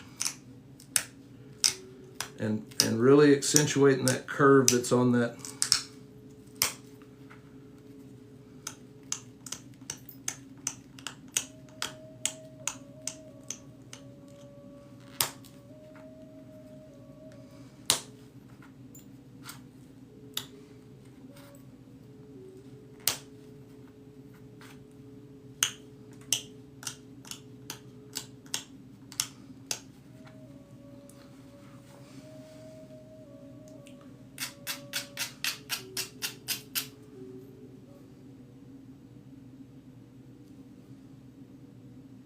Yeah, I'm going to go one more pass on this side and the other one. Sorry, it's just, like I said, gifted material. I'm not going to rush through or do something that's not right with it if I can help it. It's hard enough to make one of these that survives, let alone if you do it, you know, in a way that you know realistically you're setting yourself up to fail with it. See those two flakes right there, 3, did more for that contour than anything else I did. You see how that bevel and how I can get it to run that. Got one more spot right here.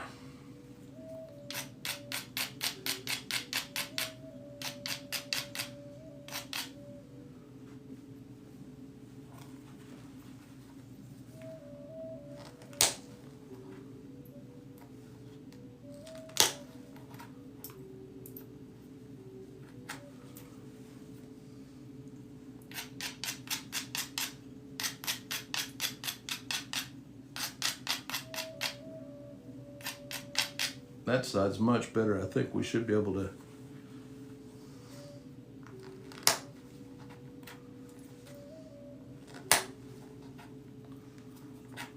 Like that.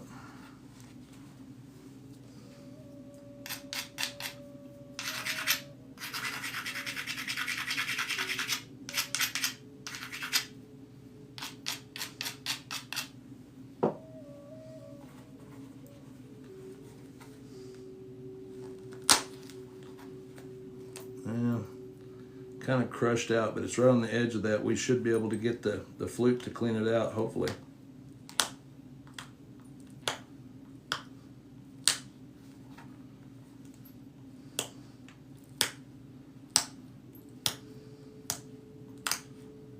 Just clean that up just a little. We're going to look at that other side again. Oh yeah, see the difference now? I'll show the bottom view.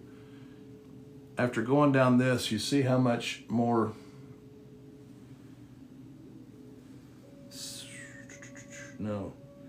what do? Do I come this way and then one more of that? Yep. This is just going to be a little quick series down. I'm going to use a small tip flaker. I don't want big flakes. I'm just trying to turn this edge.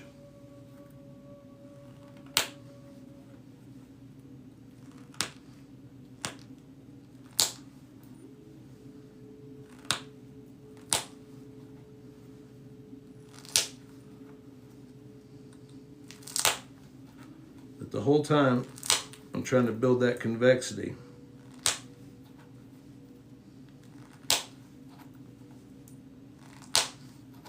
You know, even working this side. That's why I didn't want to take big flakes. I just want to take these little edge tapering flakes, because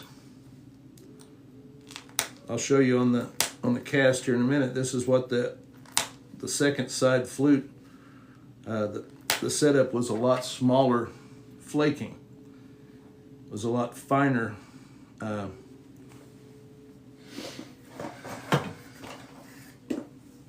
That's the first side, and this one failed. This is a cast, you know. This is, you know, the first side setup. But if you look at the other side, you see how the flaking is a little bit less regular. It's a little finer. They would then, after fluting that, set this side up, set that new flute up, and try to get this side.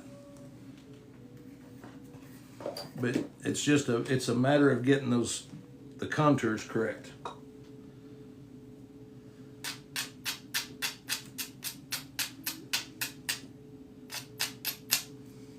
Okay. Yep, one more right here, and we're gonna set up and flute it, and be right close to the end. But we're gonna give it a shot, guys. You guys have hung in here with me this long. If it takes me a little longer, then we'll go a little longer.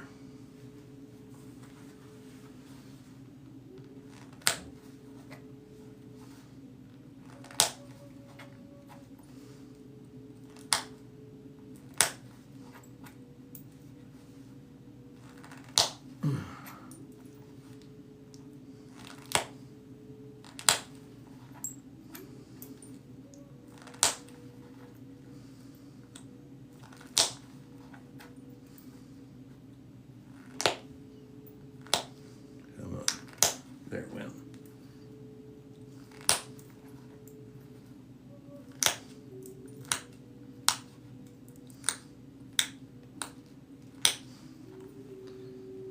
Now look at, you see the, you could feel the buildup. Well, we're getting close. I know you guys have hung around and watched this, so.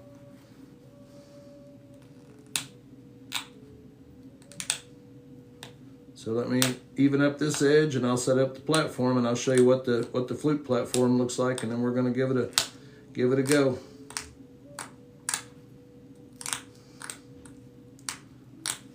All right, see, I just picked all those edges off.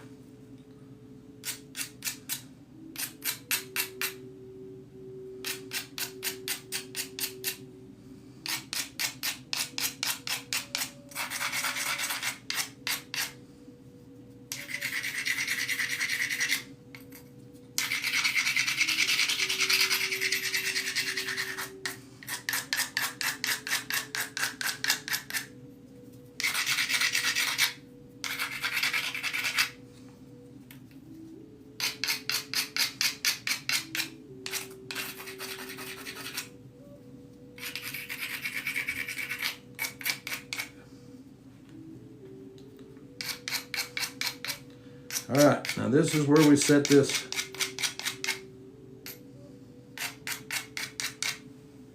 platform.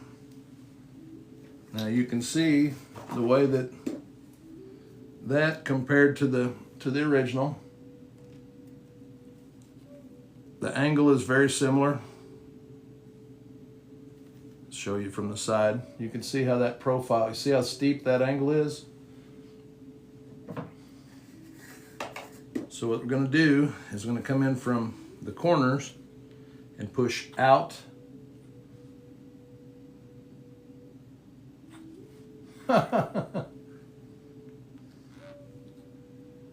1.5 million likes. Well, unfortunately, Brizzo, I've been told that I have a great face for radio, so I don't think that, I'm going to be, I'm going to be swinging 1.5 million likes there.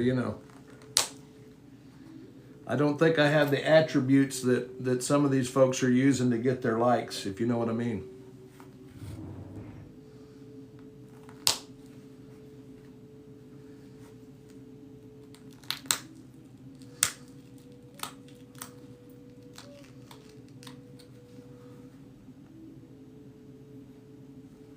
I'd like that to be a little farther back in there.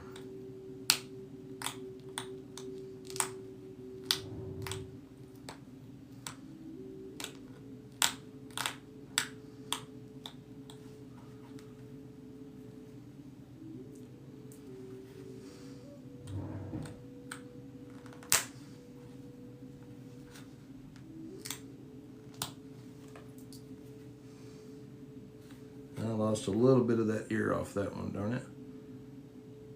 That's okay.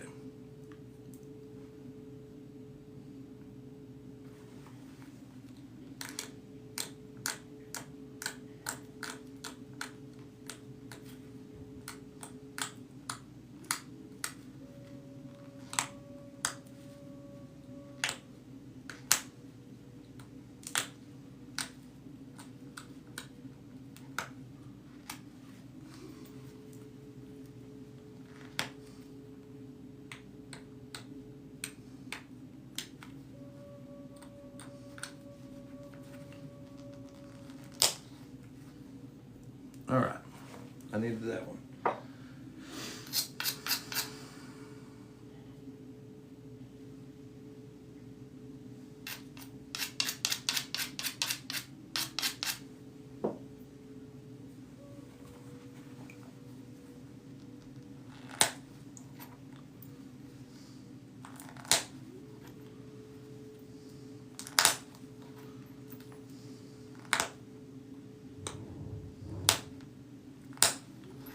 Contour was just a little flat right there.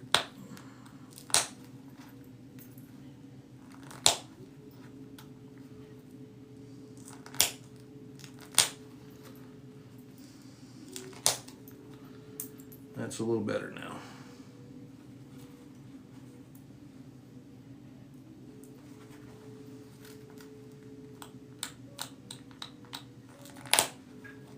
Like I said, guys, if you try to do this, I mean, the likelihood of me breaking this is high anyway. But if you don't do everything that you can possibly do to keep it from happening, you're almost guaranteeing yourself failure on one of these.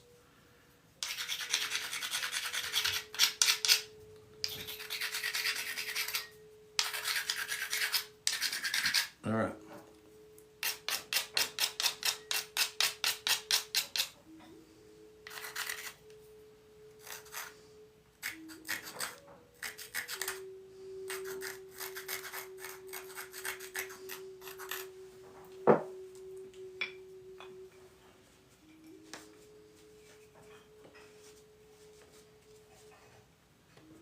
All right, let's see what we got here.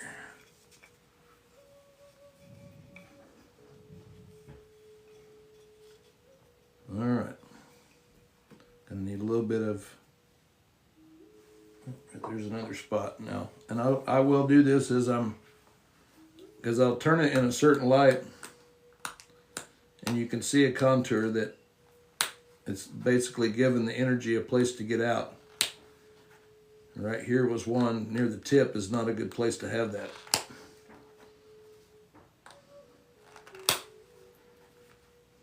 There we go.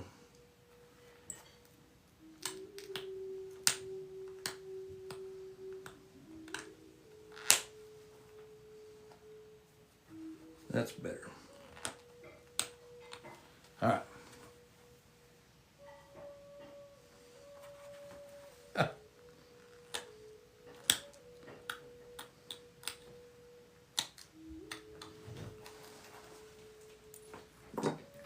So we take this one.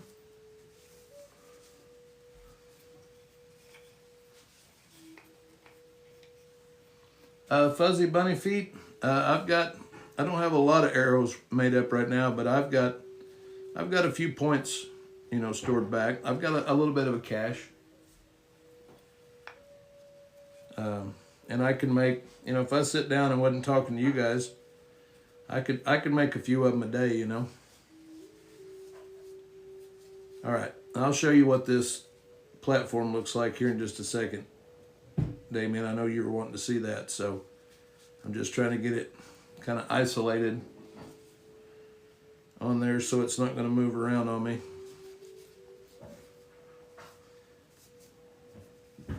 Now it's not wrapped in tight, it's fairly loose. Back farther on the piece. Now I'll wrap that over there.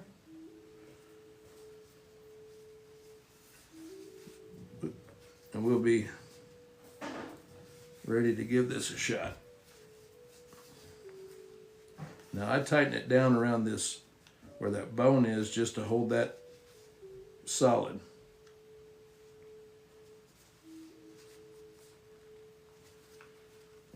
Tighten all that up.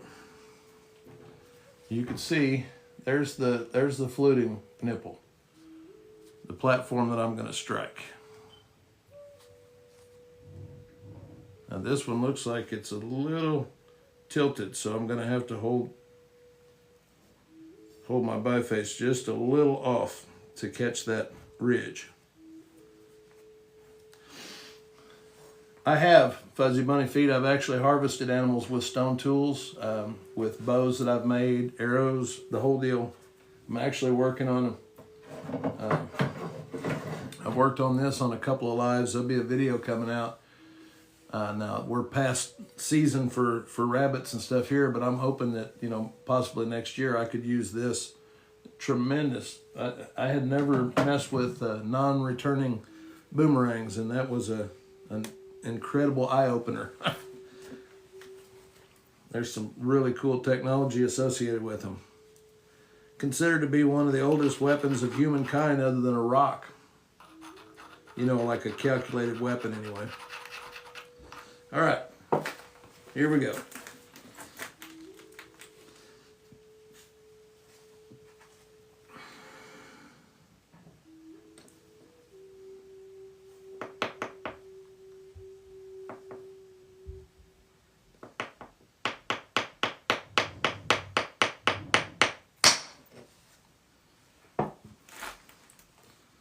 It drove a flake. We'll see if it's in one or two pieces now.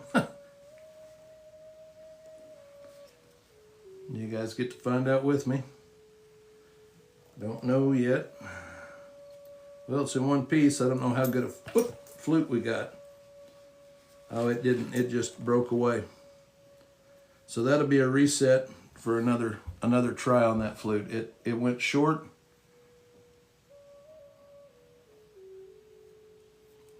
Darn it. So we will reset that. We're a little past time today, guys. Sorry. You can see the contours that we got. Sorry about that, Damon. I would have figured that had gone a little bit better than that, but I'll reset it and we'll work on it on Monday, because I'm not giving up on it. Too pretty a piece of material. It is going to go back in the soaking bucket, though. It was starting to dry out.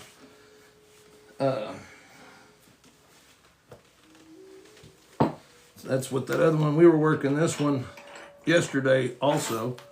It's another nice blade that out of that same material, but it's all right. Like I said, it's all part of the process. So you have a great weekend too, guys. I'll be back on here on Monday. Hopefully this weekend I'm gonna work on getting some more stuff uploaded to YouTube. So if you want to go check that out, it's the same New Age Neanderthal. Brizzo, thank you. I appreciate it. And if you guys want to check out the YouTube channel, there's a few other things on there besides the lives. So thank you for hanging out for a while and having a cup of coffee with a caveman. We'll see you on Monday. Guys, take care of yourselves, those around you, and keep chipping.